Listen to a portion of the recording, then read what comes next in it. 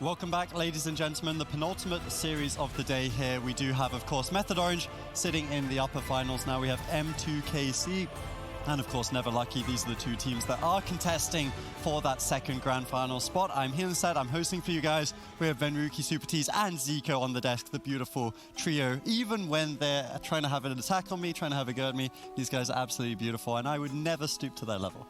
So we're going to have to see. Okay, that was me. I'm sorry, I stooped to your level. We're going to have the next series here.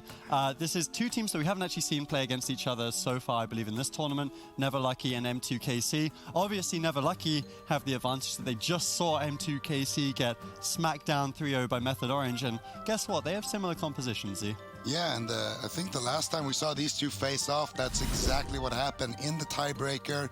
We had Never Lucky, as you can see, 100% win rate on that same composition. Demon Hunter, DK, Resto Druid could potentially be the comp that they will be picking here on the blind. And M2KC, they have some options here.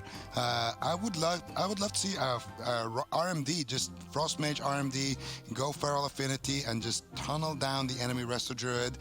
We know that it's a strategy that's been working out in Europe. Potentially they could implement that to their advantage and bounce back up. And a good thing for M2KC is if they can beat Never Lucky on that composition, if they find an answer, then they also have an answer for what they will be facing in the grand finals. Yeah, and this is two teams that both of them have been kind of loitering just below that kind of top 2 or 3 teams throughout the year, honestly. You know, you've had the boys, Cloud9, they've been the headline stealers throughout North America. Method Orange, obviously BlizzCon champions, have been just behind them. Now Method Orange are staying consistent, but these two teams really have been kind of the upsets. They've been throwing the gods down into the lower bracket and then eliminating them. So both of these teams have done, firstly, they've done Method Orange a favor, but more importantly, they've done themselves a favor here, and one that they really needed for either of these rosters to make it to the summer finals.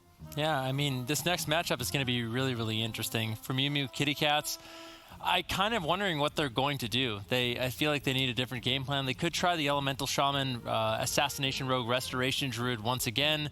They had success against the boys, but I feel like now that teams have sort of seen the strategy that they played out, and especially for Never Lucky, how they saw Method Orange sort of best Kitty Cats in that last series, they're definitely going to have a slight edge in the matchup, so they might want to switch it up. The thing is, for that strategy to work, if RubCub was to go on the Druid and they played the Rogue Frost Mage Assassination, or the Frost Mage Restoration Druid Assassination Rogue, and sort of tunnel down the healer, I feel like it really relies on RubCub being able to play the Feral Affinity at a really high level, and if he can't, I don't think that's something that will actually end up working out. Yeah, we'll have to see how it plays out. Obviously, this is the first map blind pick here between Kitty Cats and Never Lucky. This is a big series for both of these teams. They can get a lot of points here toward qualification in the summer finals later on in the year. And of course, both of them will fancy that rematch against Method Orange. We are about to get close to concluding the North American region for the first Summer Cup. M2KC, they're throwing everything they've got. They've tried this before, the Arcane Mage Assassination Rogue Restoration Druid. I feel like they've tried it before, it didn't work. Tried it, but maybe they could play it better. We'll have to see. M2KC, they're going to be leading with Jamili on the Arcane Mage, Roasties on the Assassination Rogue, and RubCub on that Restoration Druid. Never Lucky, once again, they're going to be locking in the Demon Hunter Death Knight Resto Druid. The last time these two teams met, this was the matchup I believe we saw, and it went in favor of Never Lucky 3-0. We'll have to see how practiced Zach is on that Demon Hunter. He just played a series as the Holy Paladin. And I think that's one of the things that's so impressive about Never Lucky is you just had Colo play Assassination Rogue. Now he's the Restoration Druid. You had Zach playing the Holy Paladin. Now he's the Demon Hunter. It just shows the versatility of these players. Yeah, a lot of versatility on the side of Never Lucky. Both of these teams defeated Cloud9, an impressive feat in and itself, our current spring champions, and now they go head-to-head to have a go at Method Orange in the finals. Colo being targeted down by Roasties, and this is maybe a standard strategy for the Rogue Mage Druid. Perhaps his Arcane if Jamili can spell steal the heal over time effects, and then RubCub can add some extra damage with the Feral Affinity. Maybe that's the strategy they're looking to employ? Oh, I guess, yeah, RubCub on the Restoration Druid. The thing is, I don't actually know if Arcane is better. I mean, in theory, you have a lot of spell steals, you have a lot of mobility to get around, but The one thing you lack is the control on the melee. So you don't have as many roots, as many Novas for Valido, for Zach to have to sit through, and it allows them to have more uptime on Rubcub, which means more mana rifts on Rubcub, which means less mana for Rubcub. And I don't know if they're going to have enough time to actually train down Colo in this matchup. I mean, they're also pressuring Rubcub away, and as Feral Affinity, sure, he adds a lot of damage, but he also takes a lot more damage, so it's a double-edged sword in this specific matchup as both teams seem to be going after each other's healers.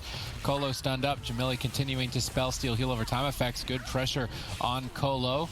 Ironbark has faded. He's got Barkskin. He doesn't want to use it until he's stunned, so he's in a tough decision here. If he uses it now, then when he gets stunned later on, he likely has to use the Gliders Medallion, but he's managed to hold on and not have to use it. Jamili, maybe he's a little bit too close for comfort, taking quite a bit of pressure, but he needs to be there to spell steal the heal over time effects to support Roasties. Rubcub somehow has to navigate away with a Demon Hunter chasing him down the whole game to actually attack Colo. If Rubcub doesn't add in the extra damage, I do not think that they will kill him.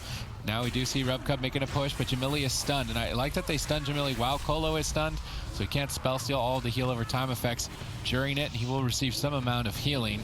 I would say so far so good for Never Lucky. They have the Darkness for the next attack, and Ironbark a Trinket. Their defense is looking solid, and it's Rubcub who is falling behind right now. Yeah, Rubcub's in a little bit of trouble. Might have to play defensive, and that is not the situation you really want to be in. You know, in theory, the Arcane Mage is great. You have a lot of spell steals for Colo, but the problem is if you're just spamming out spell steal, you're not doing damage. Whereas the Frost Mage, he has the Kleptomania honor talent they normally run, and then you drop your Frozen Orb, and it just pairs really nicely with every single kidney shot. That being said, M2KC, they are finding some pressure here. Darkness does get dropped out there by Zach to back up Colo. You can see Colo, he still has his Ironbark, he still has his Trinket, but Rubcub, he's been managing to hold on to his mana, and this is actually looking pretty good for M2KC. Yeah, you got Darkness out of the way. Next Vendetta, that won't be available. Colo is being pressured. Momentum swinging in favor of M2KC. This all-in strategy to kill the Druid with Spell Steal appears to be finally working here for M2KC, and if this is a strategy that works, perhaps it's one they can employ against Method Orange in the final should they make it all the way through. Never Lucky here in the lower bracket, best of 5. It's an elimination round. The loser of this goes home in 3rd place. There's a lot of points on the line, especially considering that Cloud9 has already qualified, so their points effectively don't matter to the North American teams. They're competing with the 2nd place point earners, which is currently the boys, and the boys didn't make it nearly this far. We've got Method Orange, Never Lucky, M2KC, which are right behind them on their tails, all competing with each other to get points to pass them. So if you're the boys, you're cheering for a team to beat Method Orange because they're currently the highest right now. Pressure is still very high on Colo. Seems like they're switching their attention to Roasties more, and maybe that should be the priority, get the Rogue off of the Druid, but it does look difficult for Never Lucky to get momentum going for themselves. Yeah, this is looking really good for M2KC. They're doing a great job, great adaptation during this tournament, and they're actually going after Colo. Roasties could be in a little bit of trouble, though. He gets caught into the stun. Evasion and Cloak of Shadows gets traded out, overlapped with Ironbark. So basically, Roasties and M2KC has committed every single one of their defensives, but Colo's on the defensive right now. He's in a lot of trouble. There's not too many defensive cooldowns left. Zach, Valido, they can't help him out. There's no anti-magic zone. There's no darkness. Beautiful cross-crowd control coming in from M2KC. A nice setup here on a Colo. He preemptively uses the Ironbark to stay alive, but once that fades, there's nothing left. Yeah, and there's Vendetta. It's available right now. Roasties can pull the trigger on that as soon as he wants to, and he's going to right now. Rubcub needs to add some damage, and he is. This is exactly the situation that M2KC need to close the game. There's still no answers for quite some time. 14 seconds away. Just stay on target and find the kill. Do whatever you have to do. There's still a window of time, 8 seconds away for Colo to be able to survive. He stuns Rubcub. He stalls the Feral Affinity. He makes his moves around the corner. Roasties is still on target, but now with Barkskin available and Colo having recovered, the opportunity is lost, and now Never Lucky have a second chance to take a kill here onto Roasties very shortly. Yep, Zach trying to stay on target. He needs to land those mana rifts onto Rubcub. The thing is, Rubcub, he has been getting rifted down. His mana's not looking great, and for the first time, he's really had to run away in this matchup. Valido unfortunately can't stay on target. Rubcub just charges in, trying to continue the damage over onto Colo, but Colo's been doing a good job. He has the Trinket rotating back up, as well as his Renewal and Ironbark. I really feel like what M2KC, this strategy would work for them. I think if Jamili was Frost, they'd have the little bit of extra damage that they needed. I think this could have been a great job. Roasties falling apart a little bit. Rubcub falling apart as well, and M2KC ultimately falls, but I think this is a really good sign because I think with just some spec adaptations from Jamili, this is a strategy that could easily work for them. Yeah, it was definitely a lot closer. Kolu was feeling the pressure, whereas Sea-Doo in the last series really wasn't. It was much easier for Method Orange here. Never Lucky, they do make the adaptation, so I do want to talk about them first, because this is something that we've seen these guys. You complimented them on it, you credited them for it at the start of the game. The fact that these guys really will do absolutely anything as long as they see it working. Like, they'll take the strategy from another team. If it means the healer playing DPS, the DPS playing healer, whatever it may be, they execute it, they bring a bit of their own flavor, and they make it work.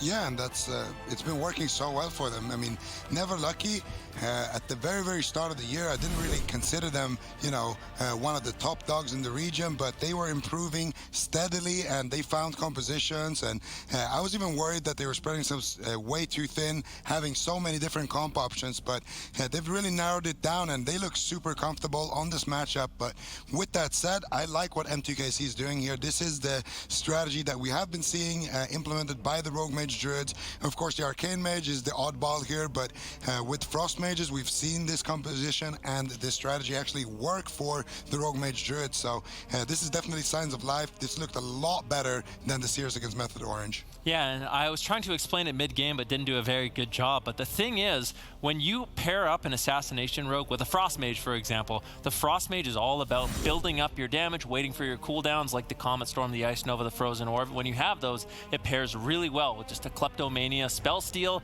and then you have big burst damage for every single kidney shot. With the Arcane Mage, it's a little bit different. You don't have as much control on that Demon Hunter, on that Death Knight, and when you are trying to get burst damage out, you're spending most of your global cooldowns just using Spell Steal, just without Kleptomania, and I feel like it's a bit of a mistake. You'd think it would be better, but you just don't have the damage to actually end up securing a kill. Yeah, and I think that's really what's making Jamili feel like he's kind of hitting a brick wall against this composition. Obviously, against Method Orange, they lose the game 3-0. Now here they find themselves one down. It actually triggered Jamili to ponder the question, like, how do I beat this kind of brick wall composition? He tweeted out just before this series, actually, how I win versus bad DK teams, please give me advice. That's the quote from Jamili on Twitter. And I mean, I thought it would be a bit of fun. Maybe we can give him some advice. Do anyone want to kind of open the floor, what you would like to say to Jamili? How do we beat these Demon Hunter DKs? Well, he's calling them bad, but then he tried to play the DK comp himself and then lost. So does that mean that he's worse than the teams that are bad? And what does that say? You tell me, Sid. I'm not saying it. I'm just saying, what does that say? Well, yeah, so I think their strategy, like I said, I think what they're doing, they're implementing the Rogue Mage Druid. That's the right strategy. I just think Jamili going over to the Frost Mage, you know, just fully taking that EU strategy of Rogue Mage Druid running at the healer. I think if they did that and they executed it the same we saw in game number 1, I think it would result in a win. So your advice for Jamili is basically, when in doubt, copy Europe. I mean, I guess so. It makes sense, Ika. Well, I mean, that's what Colo did, and it's been working out well for him in the past. So my advice, I mean, he didn't tag me in the tweet, which he probably should have, but yeah, my advice is, if you're going to be playing the Arcane Mage, just go Klepto anyway. I don't understand why so many Arcane Mages think that it's better to just spam spell steal the whole game and just not use any globals. Just play Klepto anyway.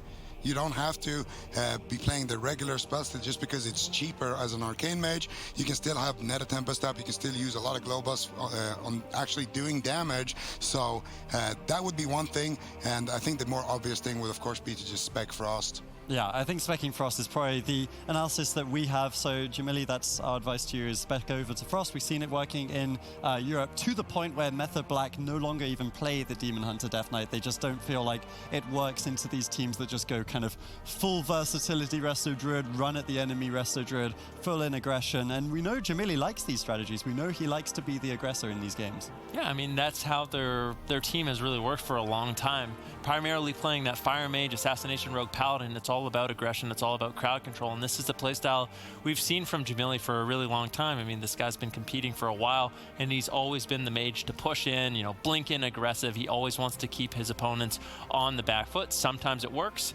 sometimes it doesn't. But when that strategy is the most ideal, he seems to always pull out ahead.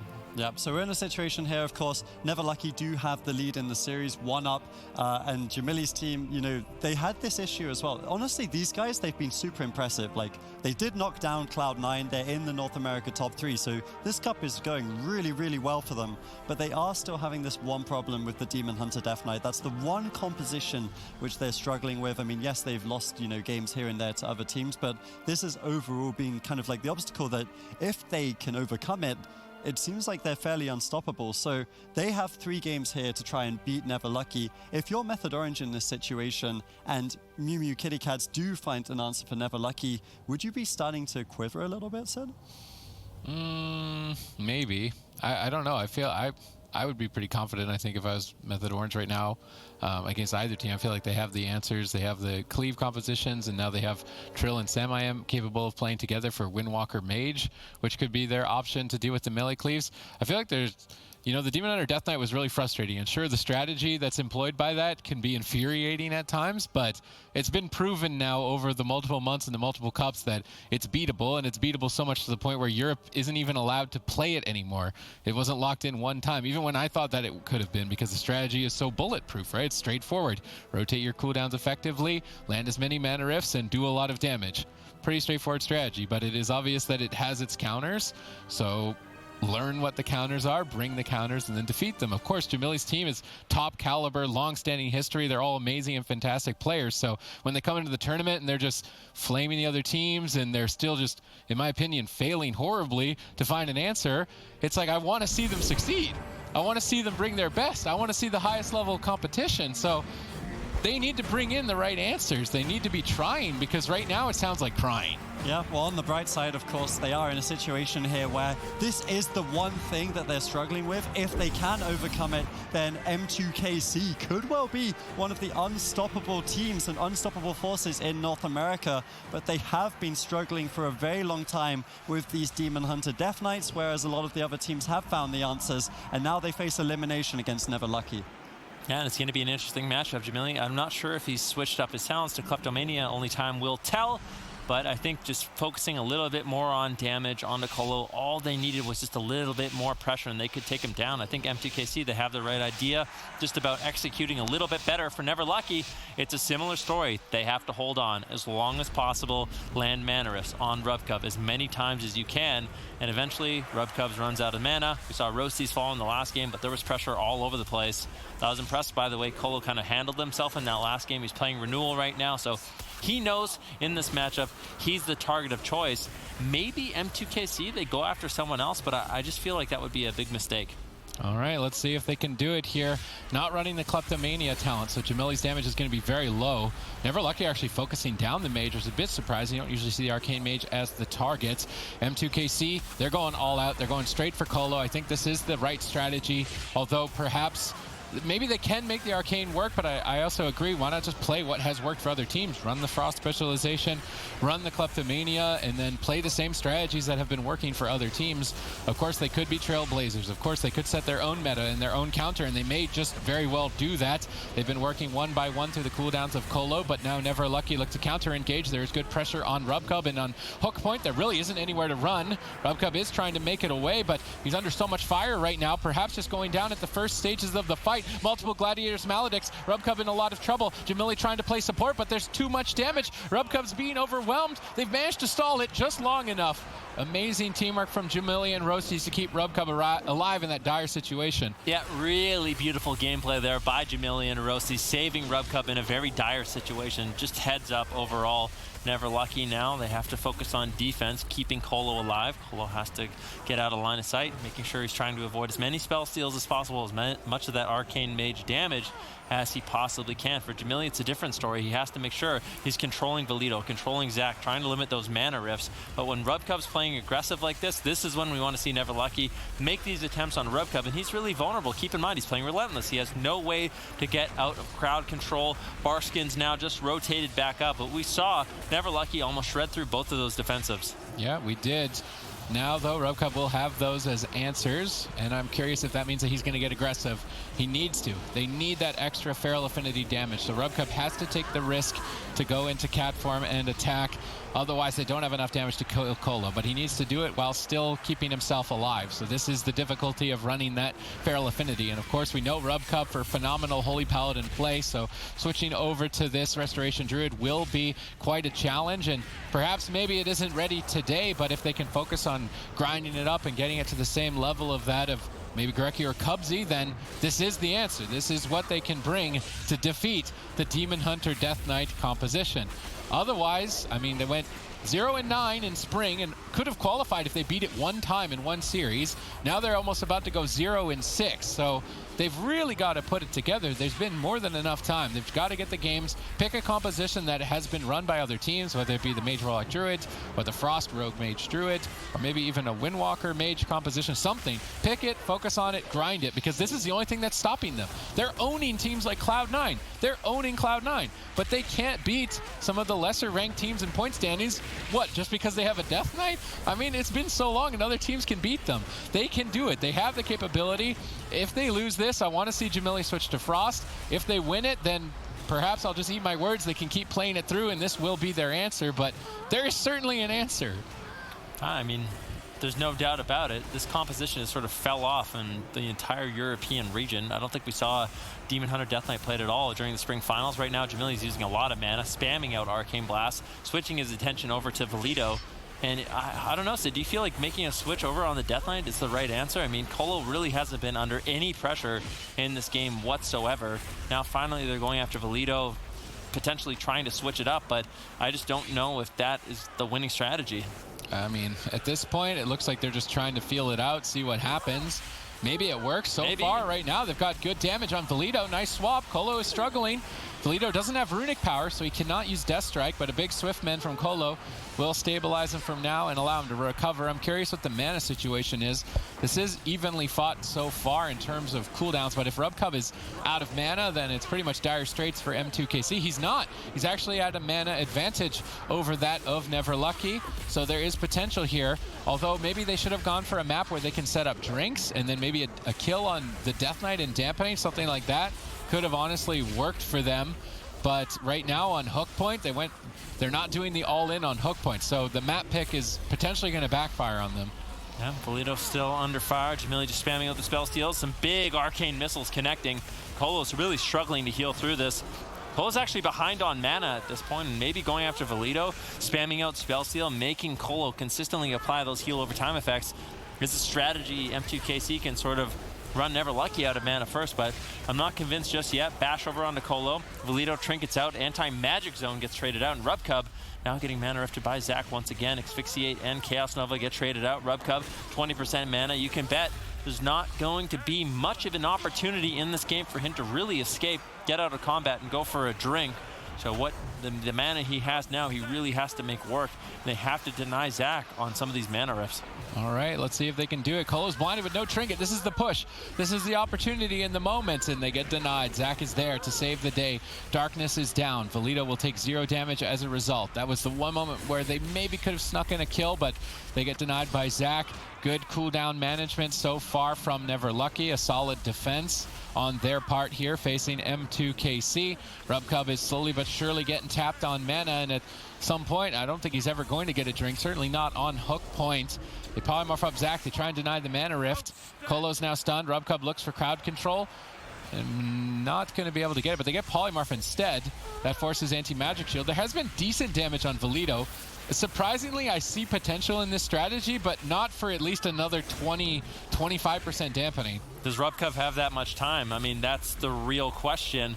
He's on 15% mana. He's been able to avoid some of these mana rifts. Honestly, I feel like Valido and Zach could be doing a little bit better of a job. Rubcub's been able to escape a little bit. It's tricky when you have Relentless, but still, Valido now in a kidney shot. Colo gets the Iron Bark off. That will be enough to keep Valido alive. But like you said, Sid, the strategy, it's working out okay. Colo and Rubcub, they're basically even on mana. I think Valido and Zach, they've been focusing their attention more on Jamili now, trying to limit some of these arcane missiles he's been able to spam out. The thing is, every time you use Spell Steal as an arcane mage, it gives you an opportunity to get basically a clear casting proc, which empowers your arcane missiles and does really, really good damage. So if you can sort of shut down those arcane missiles, the arcane mage single target damage is going to be significantly lower. And I think Valido and Zach have realized he's kind of a threat of being allowed to free cast missiles, but when they're on top of them with their ranged interrupts, it severely limits the damage output for M2KC. All right, significant mana advantage for Never Lucky at this point in time, which is very devastating because if they keep doing this Death Knight strategy, they're going to at least need 35% dampening. So they're mixing it up. They're going after a different target. Zach's getting bursted. Colo's in a polymorph. Reverse magic available. Zach gets over there, tags Colo out of crowd control. Rubcub moves in. What's he going to try and do? It doesn't look like anything. He just walks in and gets crowd controlled. Actually, just mana rifted. Again, that should be the remainder of his mana. Jamili's getting pressured. He's going to have to ice block. Overlapped with Iron Bark. Defensive M2KC is totally shattered and blown out at this point. I do anticipate Never Lucky to be walking away with this shortly. And when we move to a game number 3, perhaps M2KC could run this strategy on a bigger map where Rubcub can drink if they want to do it, or maybe make a change to Frost and try and run a setup that is very similar to what Europe has been running to deal with this. But even if the Frost Rogue Druid works, what if Never Lucky just plays a different composition to beat that? They would have to beat them outright in a reverse sweep on their counter pick and their counter map. Jamili's in so much trouble at this point. Rubcub just doesn't have anything to work with. The damage is too overwhelming. Never Lucky take game 2.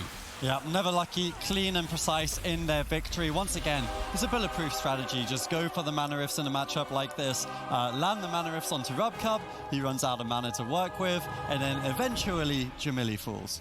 Yeah, I mean, it's a pretty solid strategy. We've seen it a couple of times so far. And it felt like they didn't really change too much other than just going to a smaller map in this game compared to the first game. So what else do they have for us here? Are they going to swap comp? Are they going to swap specs?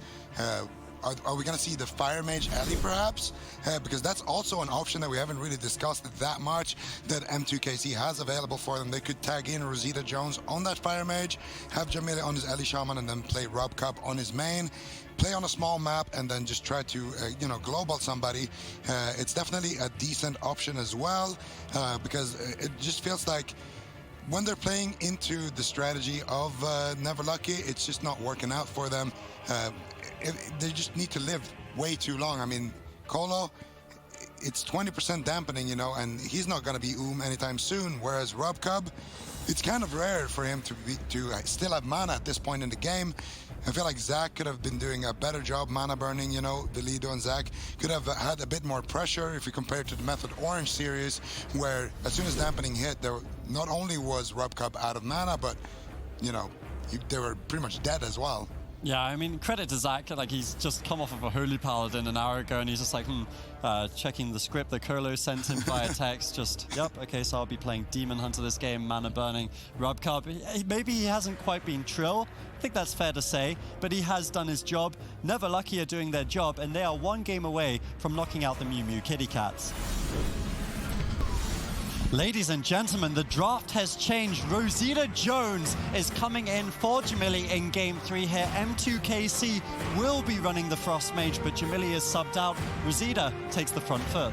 All right, so 0-9, 0-12, 0-14. Going to be 0-15 if they can't pull this off. But I have faith. I have faith. These players have been standing so long. That's not true because they did beat the boys. Okay, they beat the boys. But the boys didn't run the Demon Hunter Death Knight. They were in the Windwalker Death Knight. They sure did. They did. They definitely beat them. What does that say about... Okay, we're not firing any more shots. We're not firing any more shots. Speak for yourself. All right, so Rosita Jones, we were wondering what he was going to be used for. We saw him on the Death Knight a little bit earlier, and I guess for the Frost Mage specialization is going to be his role on the roster, or at least one of them. Have Roasties on the Assassination Rogue, Rubcub on the Restoration Druid, and it's going to be a Colo race down once again. Rosita Jones blinking in, drops the Frozen Orb. Big bash coming in as well from Rubcub. Already outstanding pressure A lot of damage. Colo already commits a Shadow Melt. Rosita Jones blinking in. And it's all about these consistent setups. Every time there's a kidney shot from Roasties, Rosita Jones can dump all of his damage, get a Kleptomania spell steal, and keep just Novas. The most powerful crowd control Rosita Jones has in this matchup is just his Pet Freeze and his Frost Nova. Those two abilities are just going to snare up Zach and Valido and make it difficult for them to really help out Colo in these moments where they're swapped to him. Rosita's doing a great job so far, using Blizzard to try and reset that Frozen Orb cooldown for the next burst attempt. Ray of Frost during the Stunlock combo. Anti-Magic Zone, a very good cooldown in this position to negate the Icy Veins and Vendetta of M2KC, but it may not be enough on its own. Colo still hovering at half health, perhaps requiring the Darkness as well. The pressure of M2KC is quite high at this moment in time. Rubcub doing a great job maintaining his own health so he can be aggressive. It's all about Rubcub. He needs to add extra damage to the team without going down himself. If he can manage to navigate both offense and defense, of course with support from Rosita, then I do think M2KC are capable of overcoming the slump against Demon Hunter Death Knight. I do believe. Yeah, Frozen Orb on top of that kidney shot, and this is the very powerful combo. Rosita Jones trinkets out of the imprisonment into a stun, but Colo's in a lot of trouble. He's used his bark skin. He might have to activate the renewal. He does. The only thing he has left is the trinket, but M2KC, they might be able to take him down with just raw damage. Zach still has the darkness. Might have to trade that out shortly. Colo finally out of the woods for a little bit, but not completely yet. Needs to get out of line of sight. Rosita Jones able to just spam out Frostbolts right now. This is not ideal positioning. Colo kind of just ran back in Rosita Jones' line of sight, allowing him to get some damage out. Colo in a little bit of trouble, but all three members of M2KC are rotting down as well. All right, can Rubcub hold on long enough? They've been getting pretty close to getting a kill on Colo. They're on match point, and I mean, if they could manage to pull off a victory in this cup, then they can bounce ahead in the standings significantly above Never Lucky at least. Maybe get etched a bit closer to Method Orange and potentially be able to qualify later in the year to the World Finals on points. So there's a lot on the line, even though this is just the first cup of the summer season. Pressure has been high so far from M2KC. Mana is still reasonably even, but Colo has Barkskin for the next attack, Darkness for the one after that. So there is going to still have to be a few more attempts. Rubcub on the big map, which I like. The big map. Ooh, so nice Rubcub blind. can drink. Yeah, but I believe that Ursul's Vortex. Okay, so Rubcub smartly so. Ursul's Vortex puts you in combat, but you instantly drop combat, even though the effect is still on you. So Rubcub just sat down and drank again instantly. He didn't fall for the bait of trying to move out of it and then avoid it. Rubcub was able to regenerate mana as a result of the blind, and I like this map pick. I like the strategy that they're going for. If there was a game for M2KC to beat a DK, this is the game. I mean, this is looking really good for M2KC. This is kind of how you'd expect this matchup to play out. Colo has been doing a good job surviving these swaps so far. He has Renewal rotating back up. They need to find a stun with no bark skin and no trinket. If they can find that outside of bear form, it's going to be danger time for Mr. Colo. And we'll have to see if they're able to find it. Roasties does manage to find a kidney shot. Large damage once again. There's the Frozen Orb. Rosita Jones, how much more damage do you have? Can they take down Colo? Zach and Valido still trying to create pressure on Rosita Jones, and I have to feel for Rosita Jones in this matchup. Although his job is to just crowd control Zach and Valido and get burst damage out, they're not making it easy for him, keeping Chains of Ice up the entire time, death gripping him away every single time he shimmers in and tries to get some significant damage out. And that's one of the reasons why Colo's been able to survive, is Rosita Jones hasn't been able to get out that much damage because he's always out of line of sight, always gripped away, always in Chains of Ice. It's really going to be up to him to make sure he can get that crowd control out before he goes for these shimmer all-in damage plays. Roasties getting swapped too. Rosita Jones getting softened up as well. Two members of the team, low health, but Rubcub needs to do damage as well if they want to push Colo over. If they want to stay alive in the tournament, they have to do it 3 games in a row against Never Lucky. And even though I said that the momentum was looking in their favor, Colo's defense is solid to the point where I'm not sure. It's still quite a ways away until I see an opening for them to get a kill. They catch Colo out of bear form. That is a good opportunity to strike, and they get 2 cooldowns as a result. He's still not in bear form. Potentially they get all of the defensive cooldowns and they can keep their tournament dreams alive. Big mistakes here, getting caught out of form and still in a lot of trouble. Darkness available, but they would like to save it for Vendetta. Colo has to make it out of this on his own. He needs to make his own way. He's managed to do it. He survived, but really at what cost? I mean, that was Iron Bark, that was Barkskin, that was Trinket. If Zach gets crowd controlled on the next attack on Colo, I think it's lights out. It definitely could be. He's in bear form. He wants to be able to dispel Zach right now, but they're making it difficult. Roasties was out of line of sight, so Colo could safely get that dispel and get back into bear form without the threat of the kidney shot and caster, which would have been a complete disaster. Colo now in bear form in kidney shot. Imprisonment gets cast out onto Roasties. Rosita Jones under fire. Good damage. Rubcub's mana is falling a little bit behind. I think Colo is actually below his mana at this point. It's actually relatively even, so no major differences there. Rosita Jones channeling out a Ray of Frost, getting that damage out on Colo that he really needs. His next stun on Colo could be devastating. Oh, Rosita Jones forced into an ice block. Finally some pressure there for Never Lucky, and that is going to be very difficult for Rubcub now. He has to heal knowing that he's down cooldowns while still attacking and maximizing his damage. Otherwise, they're not going to have enough to push Colo over. And despite that play earlier and mistake on Colo's part, his defense is now all available, all up and ready. Rubcub needs a drink. There's no way that they can play this out with the current mana state of Rubcub, but they're going for it. They're trying to find a kill. Perhaps they make a mistake. Perhaps they choke. That could be an opportunity. They've got good damage right now on Colo. Kidney shot into Bash. Icy Veins is blowing this out right now. Huge damage, but Colo's holding on. No Darkness, and Zach's holding that in his back pocket for a counter push. Darkness, the most powerful defensive cooldown on the team. Zach needs to be on top of the target he wants to use it on because it's dropped in melee range. It's a purple cloud on the ground that effectively makes 70% of all incoming attacks miss. There is a 30% chance that you can die, but I don't think we've ever actually seen a game where that 30% actually killed somebody. Of course, I could be commentator cursing it right now, but there's good pressure on Colo. Rubcub is able to maximize his damage. Zach needs to help, I believe. Colo's making it out with Frenzied Regeneration, gets back in his Fluorescence, but it is likely that Darkness will be required soon as dampening gets higher. Uh-oh. Colo's still in a lot of trouble. Roasties, Rubcub, they're all over him. Is there any extra damage? Darkness gets dropped out by Zach. Is this it? Can M2KC stay in this series, stay in the tournament? Colo gets caught into a kidney shot. He trinkets out into a bash. Nicely done by Rubcub. Roasties all over him. Garrote silence. Is there any more damage? Rubcub has to get aggressive right here, right now with Roasties. Colo completely on the ropes. Barkskin, Ironbark, all traded out. He's got no mana left. They are just barely at the finish line. Colo is in so much trouble. All right, Colo, what are you going to do? You're on the ropes. You got no mana. Dampening's high up here in the sky. Vendetta's rolling. Roasties is maxed out on his damage. You're fully stunned. There's no defense. All he can do is try his best to heal with nothing. They stun up Rosita. They stun up Roasties. They try and stop the damage, but I'm sure that it is not going to stop anytime soon. Colo in so much trouble. You know what the advice is, Jamili? Bring in Rosita Jones. That's the advice. Rosita Jones, the wild that card looked easy. from BlizzCon 2017. Absolutely incredible play here on the Frost Mage. And it doesn't matter if it's Jamili or Rosita Jones. We wanted the Frost Mage. We knew the potential. We'd seen how it had played out in Europe. And here, Rosita Jones and M2KC are able to bring it out, Z. Really nice performance as well. I really like that Rubcub. He had the courage as well to just throw caution to the wind and just go at it, do damage, be a cat, you know, live up to your team name, and the results speak for themselves. There it is.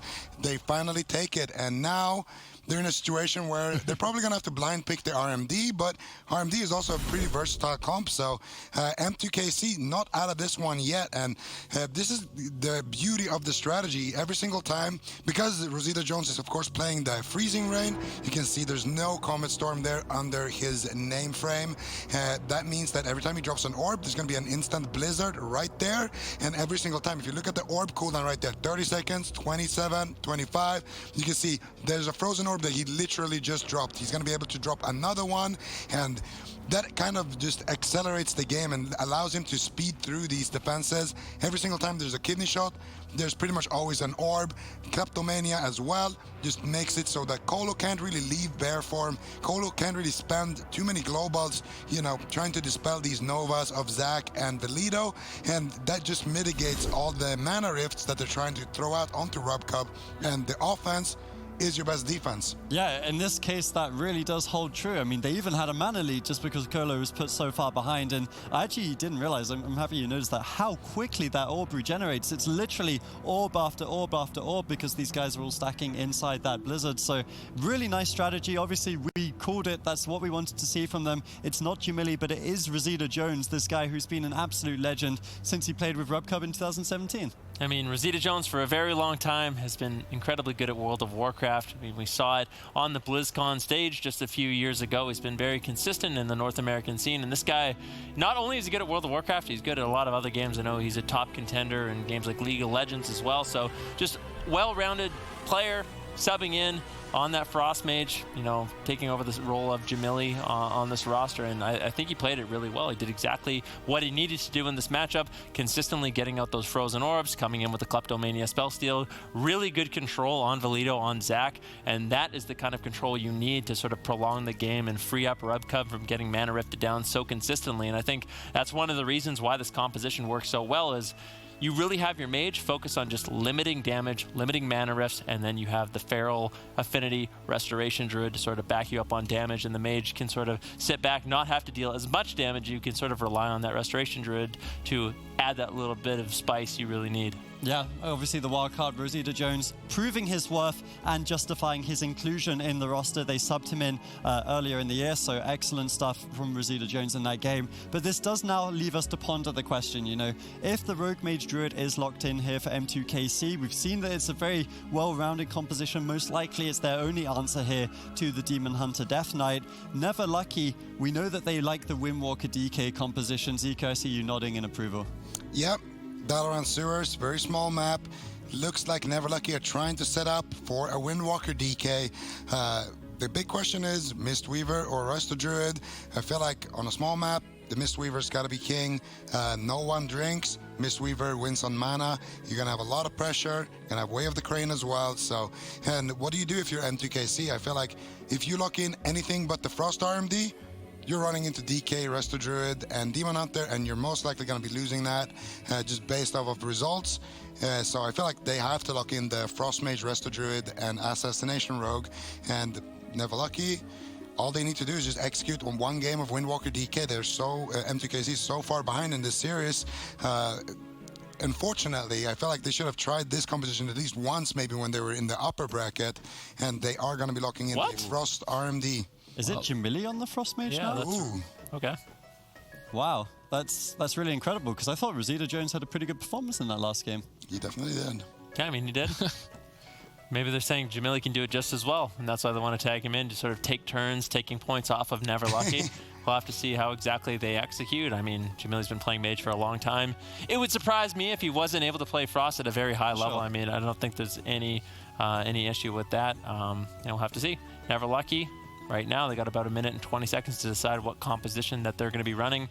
I think it's likely we see the Windwalker Death Knight Mistweaver, but earlier in Europe, we did see the Rogue Mage Druid take games off of Wildcard Gaming running the Windwalker Death Knight Mistweaver, so it's not a matchup that's impossible. They definitely still have a chance. Yeah, I mean, it's good for them as well, because even if they were to lose this, obviously they don't want to. They're still top 3 position here, which is better than they've done in any of the spring season cups. And on top of that, they found an answer now for this DHDK, which has been their brick wall. Obviously, Jamili, actually, we're hearing it wasn't actually Jamili on the Frost Mage, it's just an error when they entered the draft, is Rosita Jones, which makes much more sense because, I mean, while I don't doubt for a second the fact that Jamili can play Frost Mage, it seems strange and rather bold to swap up your mage after such a good performance. Rosita Jones will be playing that. Now we're waiting to see what Never Lucky are going to play to answer. The Windwalker DK looks likely.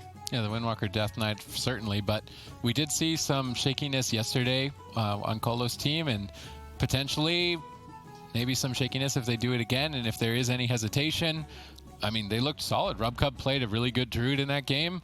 I can only imagine that he can play a solid defensive Druid if he doesn't run the Feral Affinity as well, if he's able to mix in the Feral Affinity. So certainly Mew Mew Kitty Cats could overcome that. And I think that their odds of beating Mistweaver, Windwalker DK are much higher than beating the Demon Hunter Death Knight Druid as anything else that they have available. Seems so, at least. It should be a good show regardless. And this is what I wanted to see. We want to see a good show. We want to see a good game, right? We want to see people improving every week, not running into the same problem with the same answer over and over. So I'm glad that they have found a way to find victory here against the composition that was pretty close to 15-0ing them now. Yeah, exactly. And I think that's the thing. Like, when we were criticizing Change My Mind in the spring season, or not so much me, but you guys, it was because we want to see them succeeding. You know, people like M2KC, Vilai, we want to see them contesting wires, giving us good games, not just losing every single time they meet them, giving up essentially. And it's the same here with M2KC. You know, they went 0-9 against the Demon Hunter DK.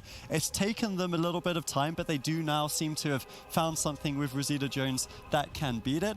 That will help them next week, even if they don't win this series. Obviously, though, they'll have the momentum in their series. Never Lucky have been one of these teams that have their high highs, but also have low lows. So you don't count M2KC out in this one as we're locking in the final draft here for map 4. No, I mean, definitely not. I think it's an uphill battle for them in this particular matchup on this particular map. I feel like Dalaran Sewers, if Never Lucky goes with the Windwalker Death Knight Mistweaver, it's one of the best maps in the entire pool for that composition. It allows you really high uptime on that Frost Mage, especially the ability to run away and retreat to the boxes when you really need to. But we saw Rosita Jones do a really excellent job with the Frozen Orb, with the Freezing Rain to reset that Frozen Orb. Gave him a lot of consistent damage, a lot of opportunities to swap around, and I'm curious to see how they play it. Maybe they pull off a similar strategy to what we saw from Change My Mind, where you kind of go after the healer, just really focus on control on the DPS. And I think that's sort of a style of Mage Druid that we've seen recently. You kind of just put your Assassination Rogue on someone, you just use that Frost Mage, use that Restoration Druid to control up your opponents and eventually force them in these situations where you have a 1v3 situation, and the Feral Affinity Restore Druid and the Frost Mage with all his instant damage can get significant burst out. So that might be the strategy they want to go with, but we'll have to see. Never Lucky, I mean, you can really never completely, you know, put them on a composition. These guys are willing to just kind of throw out whatever they think is best out. Yeah, I mean, Method Orange are probably looking at this. Of course, Method Orange are the team that await these guys in the grand final. They're probably watching this thinking, you know, this is two teams we've already beaten, but if M2KC has an answer for the Demon Hunter DK, then that series could look completely different. Maybe I'd start fancying Never Lucky a little bit. We'll have to see. Of course, Method Orange is a kind of different next level Demon Hunter DK, so that might be even harder later on. But Never Lucky have locked in this Windwalker Death Knight Mistweaver. Now it's their turn to prove and secure this series. All right, let's see if they can do it. Never Lucky are one game away from making it to the finals to go head-to-head against Method Orange for North America Summer Cup #1, and you don't want to go anywhere. Both these teams eliminated Cloud9, and that is an achievement in and itself. I really want to see these teams push their limits, raise up the power level of North America, just so that Zico's disappointed. Achievement unlocked, blue skies, blue sunny skies, no Cloud9 for both of these teams. You know, Never Lucky right now, they are just one game away from sending M2KC out of this tournament. This is a matchup that I would say they are favored in, but you know, with how M2KC played out that last game, definitely options here for them, and they are going to be going after Colo very early on. Kidney Shot, Life Cocoon, Transcendence Portal just a meter away. I don't know, Colo, he needs to get that Transcendence in a little bit better of a position. He does manage to survive, but he's in a kind of an awkward spot right now. Yeah, he definitely is. Chains of Ice, though, pinning Roasties. Shadow steps over, Ring of Peace knocks Roasties away, blinds Colo. Now his team has time to catch up, but they're under pressure. Never Lucky, they're going after Rubcub. They're going straight for the healer. How is Rubcub going to deal with it? He's able to wild charge to safety. Rosita Jones has got good control of Zach and Valito. I want to credit Rosita Jones on that. He has two members attacking him the whole game, but he is able to crowd control them and then get to the target exactly when he needs to be able to do damage. So under the pressure is certainly not cracking. Now they need to try and get back to Colo. Waiting for that grapple weapon to fade so Roasties can stun. He shadow steps over. Colo Transcendence is the shadow step. Roasties moving in with that maneuverability honor talent, so he's not snared. He connects. Can Rosita Jones close the gap? Can Rubcub get there? Is Rubcub running Feral Affinity is then the next big question.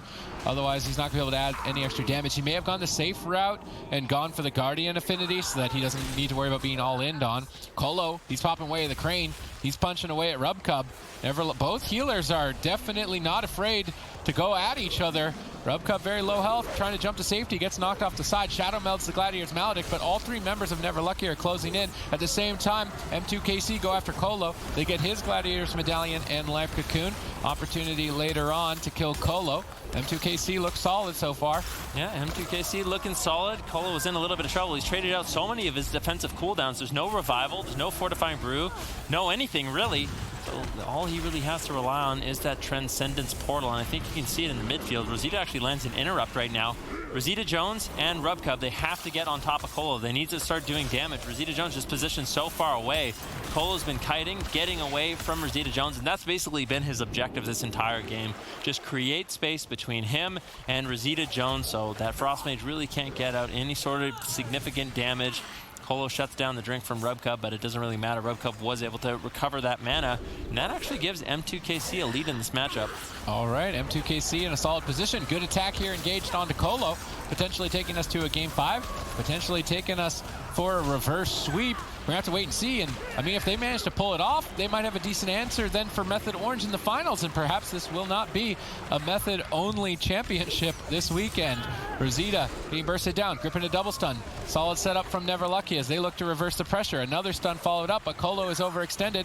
He did activate the Fortifying Brew before moving in, so he anticipated that he would be attacked when he moved to midfield, activated his defense before the attack, stayed alive as a result. Now he can be aggressive, potentially net an ice block. It was a good play on Colo's part, but cycloned at low health, so Rubcub equally countering it.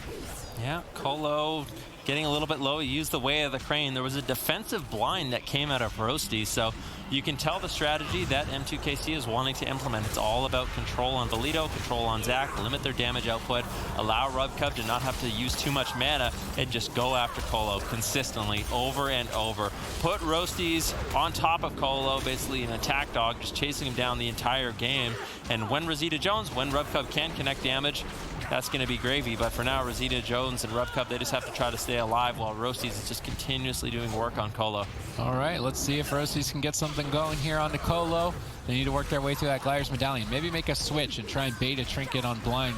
Something along these lines, although it's likely they could use Blind to maybe bait Zach's Trinket and try and kill Zach later on. That could be an option as well for the Rogue Mage setup. Roasties is being pummeled down at the moment by Never Lucky and has to use evasion. He's on the run. Valito's been getting a couple of cheeky Dark Simulacrums as well on Rosita Jones's Polymorphs. Rosita definitely wants to be careful with that ability. If Valito steals a Polymorph and is able to use that on Rubcub to prevent him from healing, that could be an ice block out of Rosita's back pocket. Roasties getting Colo's Trinket with Rosita's Frozen Orbs, or not getting the Trinket, sorry, getting the Life Cocoon from Colo. One cooldown out of the way. Every kidney shot needs to be a cooldown if M2KC want to pull off victory, but Rubcub, Rosita, they're stacked up together. They're taking a beating. Rubcub catches a Swiftman. Colo's getting a lot of...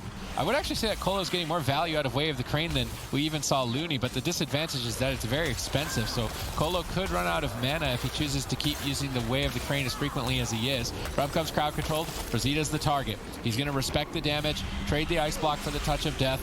A fair trade, not wanting to gamble it. They're on match point. Yeah, Colo with another Transcendence, Ring of Peace, Roasties off the edge, and Valito's been doing a really good job keeping the chains of ice on Roasties, on Rosita Jones, making sure their mobility is severely limited in this matchup. Colo gets interrupted. What is he going to do? Into a kidney shot, pre-fortifying brew. That's going to keep him alive. But a big setup here from M2KC. Colo has to get out of line of sight. One Maledict connects. Colo rolls away out of line of sight. Rosita Jones with a nice blink, though. Colo does Transcendence back. Rosty's trying to reconnect. And I think Colo's actually playing the short Transcendence cooldown in this matchup, so we can get away from Rosita, or from Rosty's and Rosita Jones more often. Not 100% sure on that just yet. They're 5% dampening as we march forward. If we look at mana, Colo still has a lead. I'm not sure if Rubcub's really going to be able to escape. I mean, Rosita Jones, he's down one ice block. He's got one left. Is it going to be worth it, Sid, for him to trade that out for Rubcub to really sit down for a drink? Be a risky move, but I mean, if you've got no mana, it's game over anyway. I think mana should be more valuable, and they should probably do it now while Ironbark is active, but not looking like they're sneaking away for it. Instead, trying to set up maybe to punch through and kill Colo. Colo's had some pretty good predictions in terms of the attacks from M2KC so far. I haven't seen any sort of significant holes in his defensive game plan so far, but if he even makes one error, he will be going down, and we'll be moving to a game number 5 here in the lower bracket. Both these teams facing elimination in our second to last series of the day. We've gone through Europe. Method Black took that. Now in North America, Method Orange looks solid, but between both Never Lucky and M2KC, they are improving drastically, even just within this series alone. Yeah, I mean, it's looking good for them. Colo under fire once again. And here's the thing about this particular matchup. In the meantime, actually, Rosita getting bursted down. Is he going to be able to survive? He uses the temporal shield. Should be able to bounce back to full. But here's the thing about this particular matchup is early on, the Rogue Mage Druid, you don't have many good targets. You kind of are forced to go after the Mistweaver, play out sort of the long, drawn-out strategy of just controlling up Zac, controlling up Valido. But as the game goes on, as dampening gets higher, all of a sudden, the Death Knight his self-healing just is limited so much. You can go after the Death Knight. He's a great target. And Rosita Jones, Roasties and RevCup, they can switch up their strategy, keep Never Lucky guessing, and go after that Death Knight. All right, perhaps that could be the move if they've got mana. Death Knights do die. We saw that earlier with Zepai on his Death Knight going down. So M2KC need to realize that if that situation arises when they get to the 30-40% dampening mark, I think they should go for the mana, go for that play, go for the safe kill on the Death Knight in dampening, because so far they've looked solid trying to kill Colo, but they could mix it up, catch him off guard, and then advance to a game number 5. Although they will have to fight on another small map in this specific matchup, which is looking more like maybe a 55-45, if that's even correct math. Another Dark Simulacrum Poly. These are the ones that could cost Rosita's Ice Block, and they want to trade Ice Block for mana, not for crowd control that was stolen, but they're going to have to trade it for crowd control that was stolen. Roasties is trying to carry in this position, going after Colo in the back line, but with Way of the Crane active, unlikely to find the kill, and Colo is going to be able to punch Roasties back and away likely. Although the defense is cracking on both sides, mana is becoming increasingly limited. Although I'd say that there's more pressure for RevCup. The Death and Decay missed. How much? He got full mana! This is best case scenario for M2KC. 22% dampening. RevCup completely resets his mana. Here's an opportunity. What is Roasties going to do? Is he just going to train down Colo for the rest of the game? Oh, no. Are they going to try to play a little bit more safe? Oh, no. Rosita Jones in so much trouble! And he gets taken down. A nice off interrupt with the pet of Valido. That is so devastating for M2KC. They were so close. They could have just played it a little bit more defensive. Go after Valido potentially. They could have got that game, but Never Lucky. They claim this series and send M2KC out of the tournament. That's absolutely tragic for M2KC. I mean, at that point, it's kind of like splitting hairs. It's like, should he have gone for one less tick on the drink? It's so tough to make those calls. It's like, you want the mana, of course, but I think he drank one tick too many there. It's definitely a hard call to make there. Quite heartbreaking to see. Yeah, that's what I was thinking. 20% dampening, you got the full mana bar reset, and Colo, you know, he's on like 20% mana. You're gonna for sure win that game if you can just recover at the back of that. But unfortunately for M2KC, they were not able to do it. And you know, Valido and Zac really turning on the heat there towards the end. So this is when RevCup sneaks away for the drink. Rosita Jones has used his Ice Block here, of course. Bought some time. He's trying to crowd control everybody. There's RevCup drinking, and then of course the Death and Decay missing here. And honestly, actually, he didn't even drink too long. He exited actually really early. And let's see what RevCup does. He's spamming out the regrowths. I feel like he could have spammed out a couple of more regrowths. Just spam it. I think he should have just dumped more mana here. He tries to go for a Cyclone. That was risky.